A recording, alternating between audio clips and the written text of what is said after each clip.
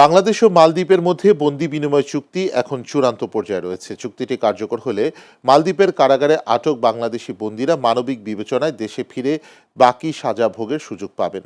Bangladesh high commission জানিয়েছে, চুক্তি বাস্তবায়নে দুই দেশের সংশ্লিষ্ট কর্তৃপক্ষ ঘনিষ্ঠভাবে কাজ করছে এবং প্রয়োজনীয় আনুষ্ঠানিকতা শেষে এটি শিগগিরই স্বাক্ষর ও কার্যকর হতে পারে।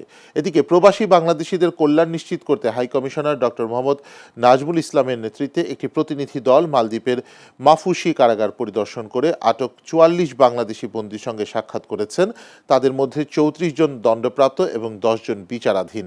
প্রতিনিধি দল বন্দীদের চিকিৎসা, খাদ্য, আবাসন ও অন্যান্য সুযোগ সুবিধার খোঁজ নেওয়ার পাশাপাশি কারা কর্তৃপক্ষের কাছে বিভিন্ন সমস্যা দ্রুত সমাধানের আহ্বান জানান। হাইকমিশনারের আশা, বন্দি বিনিময় চুক্তি কার্যকর হলে দুই দেশের মানবিক ও আইনি সহযোগিতা আরও জোরদার হবে এবং বন্দীদের পুনর্বাসন প্রক্রিয়াও সহজ হবে।